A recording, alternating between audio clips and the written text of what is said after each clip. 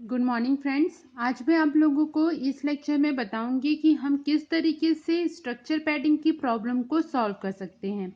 इसके previous video lecture में मैंने आप लोगों को बताया था कि स्ट्रक्चर पैडिंग क्या होती है और उस वीडियो का लिंक मैं आपको डिस्क्रिप्शन बॉक्स में दे दूंगी।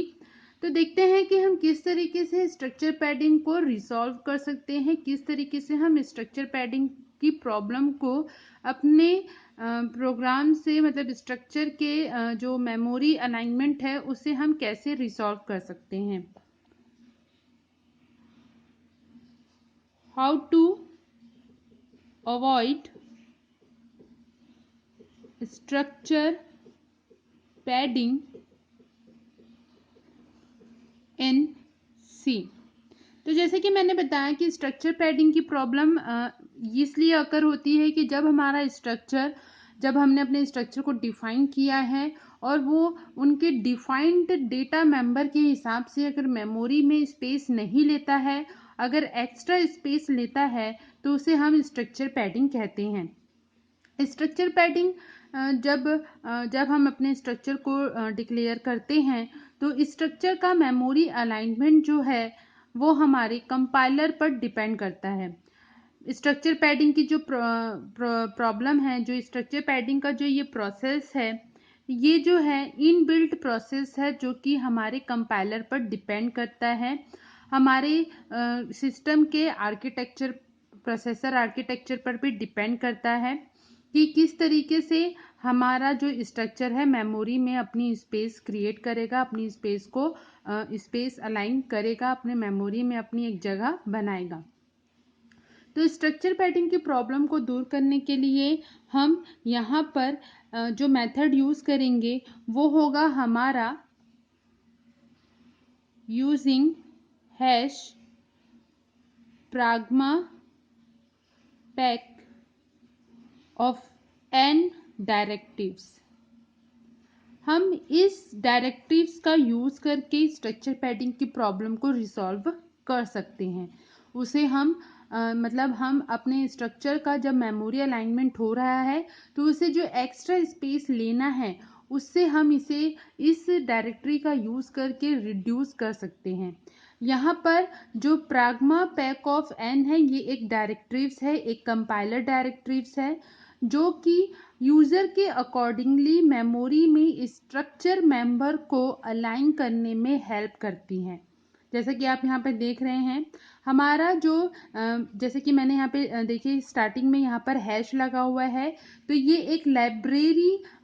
हम जब भी हैश का यूज़ करते हैं तो हैश जो साइन जो है वो डायरेक्टरीज को इंक्लूड करने में, डायरेक्टरीज को ओपन करने में हमारी मदद करता है। तो यहाँ पर हम कंपाइलर डायरेक्टरी में से है pragma pack of N directory का यूज़ कर रहे हैं, जिसमें यहाँ पर जो एन है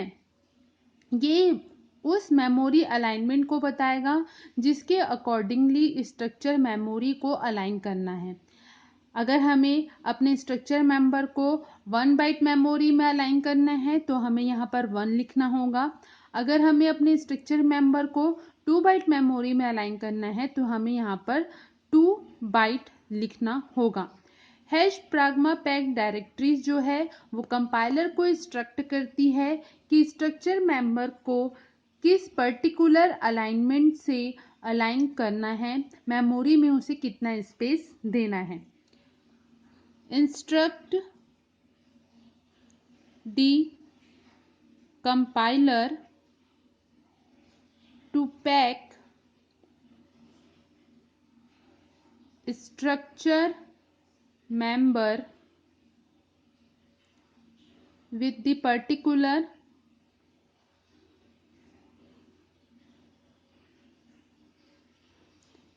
अलाइनमेंट। तो जैसे कि मैंने आपको बताया कि हम pragma pack of N directories का यूज़ करके अपने स्ट्रक्चर मेंबर को कितनी बाइट मेमोरी में अलाइन करना है ये बताते हैं, और इस तरीके से इस डायरेक्टरीज का यूज़ करके हम अपने स्ट्रक्चर पैडिंग की प्रॉब्लम को रिसॉल्व कर सकते हैं। तो hash pragma pack of N directories को समझने के लिए मैं यहाँ पर एक स्मॉल सा स्ट्रक्चर क्रिएट करती हूँ और आप लोग को बताती हूँ कि किस तरीके से ये वर्क करेगा। मान लीजिए मैंने एक स्ट्रक्चर बनाया है स्ट्रक्ट, और हमारे स्ट्रक्चर का नाम है टेस्ट, और उनके डेटा मेंबर है मेरे पास एक कैरेक्टर मेंबर मैं डिफाइन कर रही हूँ, एक मैं इंटीजर मेंबर डिफाइन कर रही हूँ, और अगेन फिर से मैं कैरेक्टर मेंबर डिफाइन कर रही हूँ। इसके प्रीवियस वीडियो लेक्चर में मैंने स्ट्रक्चर पैडिंग को बताया है, तो उसका लिंक मैं आप लोगों को डिस्क्रिप्शन बॉक्स में दे दूंगी, और मैंने वहाँ पे एक एग्जाम्पल प्रोग्राम भी बताया है। लेकिन मैं यहाँ पर आप लोगों को हम किस तरीके से स्ट्रक्चर पैडिंग को रिसॉल्व कर रहे हैं उसके लिए एक अलग एग्जाम्पल का यूज़ मैंने यहाँ पर किया है। जब हम ये समझ जाएंगे कि किस तरीके से हमने इसे रिसॉल्व किया है, तो जो प्रीवियस एग्जाम्पल प्रोग्राम की का वीडियो लेक्चर जो मैंने बनाया है उसके साथ भी मैं इस डायरेक्टरीज का यूज़ करूँगी, और आप लोगों को उसे भी बताऊंगी कि किस तरीके से हम उस प्रोग्राम में अपने इस प्राग्मा पैक डायरेक्टरीज का यूज़ करेंगे। तो यहाँ पर हम पहले समझ लेते हैं कि ये डायरेक्टरीज किस तरीके से काम करेगी। तो जैसे कि मैंने यहाँ पे एक स्ट्रक्चर डिफाइन किया है, तो जब ये स्ट्रक्चर मेमोरी में अलाइन होगा तो ये इस तरीके से अलाइन होगा। मान लीजिए जैसे कि मैंने आपको बताया है कि अगर हमारा 32 बीट का आर्किटेक्चर है, 32 बीट प्रोसेसर है, तो वो 4 बाइट की मेमोरी लेंथ रखता है 1 वर्ड के लिए, और अगर हमारा 64 बीट का प्रोसेसर है तो वो 8 बाइट मेमोरी लेंथ रखता है 1 वर्ड के लिए। और जैसे कि हम जानते हैं कि हमारा प्रोसेसर जो है 1 टाइम में 1 वर्ड मेमोरी से रीड करता है। तो मान लीजिए कि अगर हमारा 32 बीट का प्रोसेसर है तो ये मेमोरी में किस तरीके से अलाइन होगा। ये हमारी पहली बाइट है, मान लीजिए ये हमारी सेकेंड बाइट, देन थर्ड, और ये हमारी 4 बाइट। तो पहला मेंबर है हमारा कैरेक्टर, तो हमारा जो कैरेक्टर वेरिएबल है वो मेमोरी में सिर्फ 1 बाइट लेगा, और उसके बाद ये रिमेनिंग 3 बाइट जो है वो पैडिंग में चले जाएगी। उसी तरीके से जैसे हमारा सेकंड मेंबर है, तो ये जो है मेमोरी में पूरी 4 बाइट लेगा, मतलब पूरी 4 बाइट वैल्यू अलाइन होगी इसके लिए। और जो थर्ड मेंबर है हमारा वो अगेन कैरेक्टर है, तो वो सिर्फ अपने मेमोरी में सिर्फ 1 बाइट की मेमोरी लेगा, और बाकी जो रिमेनिंग बाइट है वो पैडिंग में चले जाएगी। तो इस तरीके से अगर हम इसे नॉर्मल अगर हम सोचेंगे कि सी लैंग्वेज में हम जब स्ट्रक्चर बना रहे हैं तो वो उनके डेटा मेंबर के हिसाब से मेमोरी कंटिन्यूअस मेमोरी अलाइन कर रहा है, तो हम सोचेंगे कि हमारे पास सिर्फ 1 और 4 और 1 हमारे पास टोटल होगी 6 बाइट। लेकिन अगर हम स्ट्रक्चर पैडिंग की प्रॉब्लम को फेस कर रहे हैं, जैसे कि मैंने यहाँ पे बताया, अगर हम नॉर्मल देखेंगे कि हमारे इन डेटा टाइप्स के अकॉर्डिंग कितना मेमोरी स्पेस बनेगा, तो वो सिर्फ 6 बाइट का होगा। लेकिन अगर हम स्ट्रक्चर पैडिंग देखेंगे तो स्ट्रक्चर पैडिंग के अकॉर्डिंगली ये मेमोरी में 4 4 4 it means 4 into 3 is equal to 12 byte जो है वो मेमोरी में ले रहा है। ये है स्ट्रक्चर पैडिंग। लेकिन अब अगर हमें इसे रिसॉल्व करना है तो हम यूज़ करेंगे कौन सी directories, hash pragma pack directories. तो जब हम हैश प्राग्मा पैक डायरेक्टरीज का यूज़ करेंगे तो किस तरीके से हम अपने मेमोरी को अलाइन करेंगे। तो जैसे कि मैंने बताया कि यूज़र जो है वो इस प्राग्मा डायरेक्टरी को जब यूज़ करेगा तो वो उस वैल्यूज़ को देगा कि कितने बाइट की मेमोरी उसे अलाइन करनी है। यहाँ पर मैंने प्रीवियसली n लिखा हुआ था, तो n जो है वो यूज़र पर डिपेंड करता है कि उसे 1 बाइट अलाइन करना है, कि 2 करना है, कि 3 करना है, कि 4 करना है। तो इस प्रीवियस एग्जांपल के लिए मान लीजिए मैंने अलाइन किया है प्राग्मा डायरेक्टरीज का यूज़ करके, मैंने मेमोरी स्ट्रक्चर मेमोरी की जो पैकेजिंग है वो जो उनका अलाइनमेंट है वो मैंने 1 बाइट के लिए किया हुआ है। तब हमारा जो ये स्ट्रक्चर है जो मैंने यहाँ पर बनाया है, अगर हम इसे अलाइन करते समय हैश प्राग्मा पैक डायरेक्टरीज का यूज़ कर रहे हैं और हम उसे 1 बाइट मेमोरी से अलाइन कर रहे हैं, तब हमारा ये जो स्ट्रक्चर टेस्ट है ये किस तरीके से इसकी पैकेजिंग होगी वो हम यहाँ पर देखेंगे। तो इसकी पैकेजिंग किस तरीके से होगी, क्योंकि मैंने यहाँ पर 1 बाइट यूज़ किया है तो ओनली 1 बाइट मेमोरी 1 बाइट जो मेमोरी है वो रिजर्व की जाएगी हमारे स्ट्रक्चर टेस्ट के लिए। और फिर इसके बाद मेमोरी अलाइनमेंट होगा। तो ये हमारा पहला मेमोरी वैल्यू है कैरेक्टर। फिर उसके बाद हमारा इंटीजर मेमोरी आएगी, हमारा इंटीजर वैल्यू आएगा। तो इंटीजर के लिए कितनी बार करना पड़ेगा, उसे 4 टाइम्स जो है मेमोरी को अलाइन करना होगा, क्योंकि हमारा इंटीजर जो है वो 4 बाइट मेमोरी लेता है। तो 1 बाइट का 4 बाइट होगा और कैरेक्टर के लिए 1 बाइट रिजर्व होगी। अगेन हमारा कैरेक्टर वेरिएबल है। हम अपने स्ट्रक्चर को देखें तो हमारे स्ट्रक्चर में जिस तरीके से सीक्वेंस है उस सीक्वेंस में ही कंटिन्यूअस मेमोरी अलाइन की जाएगी 1 बाइट की। तो यहाँ पर देखिए कैरेक्टर के लिए 1 बाइट अलाइन की गई है। देन उसके बाद हमारा इंटीजर वेरिएबल है, तो इंटीजर वेरिएबल के लिए यहाँ पर 1 बाइट की 4 बाइट अलाइन की गई है। और उसके बाद लास्ट में हमारा फिर से एक कैरेक्टर वेरिएबल है। तो यहाँ पर कैरेक्टर वेरिएबल के लिए फिर से एक 1 बाइट मेमोरी अलाइन की गई है। तो अब अगर हम देखें तो जब हमने अपने प्राग्मा डायरेक्टरीज का यूज़ किया और अपने प्राग्मा डायरेक्टरीज के लिए हमने 1 बाइट जो है अलाइनमेंट दिया है, 1 बाइट की पैकेजिंग की है। यहाँ पर देखिए इस नाम से ही समझ में आ रहा है पैक। पैक का मतलब आप अपना जो मेमोरी पैकेज है वो यहाँ पर बता रहे हैं अपने स्ट्रक्चर के लिए, और प्राग्मा डायरेक्टरीज का यूज़ करके हम अपने स्ट्रक्चर के लिए वो मेमोरी पैकेजिंग कर रहे हैं। तो यहाँ पर हमने मेमोरी पैकेजिंग की है 1 बाइट की। तो हर एक डेटा मेंबर जो हमारे स्ट्रक्चर का जो डेटा मेंबर है, कैरेक्टर, इंटीजर और कैरेक्टर, उसके लिए जब भी मेमोरी अलाइन की गई है तो 1 बाइट ही की गई है। तो अब हमारा जो मेमोरी है, जो स्ट्रक्चर है, हमारा स्ट्रक्चर टेस्ट स्ट्रक्चर जो है हमारा, उसके लिए हमें कितनी मेमोरी बाइट, टोटल साइज हमें इसका क्या मिलेगा,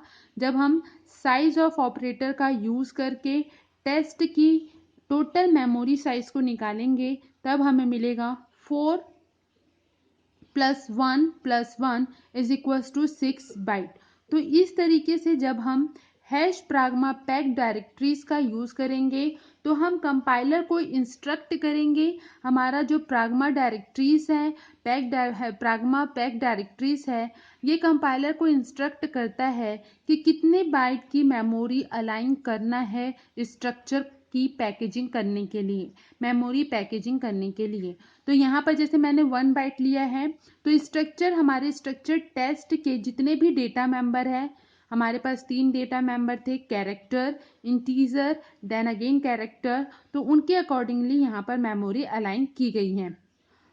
और सबसे इम्पॉर्टेंट बात यह है कि जब हम स्ट्रक्चर को अलाइन करते हैं, स्ट्रक्चर के लिए मेमोरी अलाइनमेंट होती है, तो स्ट्रक्चर को डिफाइन करते समय हमने जो डेटा मेंबर का सीक्वेंस रखा है उन्हीं के अकॉर्डिंगली हमारे स्ट्रक्चर की मेमोरी अलाइन होती है।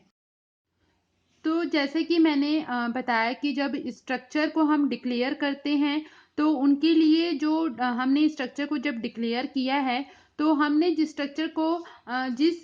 स्ट्रक्चर के डेटा मेंबर को जिस ऑर्डर सीक्वेंस में रखा है उन्हीं के अकॉर्डिंगली क्या होगा, मेमोरी अलाइन होती है। तो मान लीजिए कि इसी स्ट्रक्चर के लिए अगर मैं 2 बाइट की मेमोरी अलाइन करती हूँ तो किस तरीके से हमारा जो स्ट्रक्चर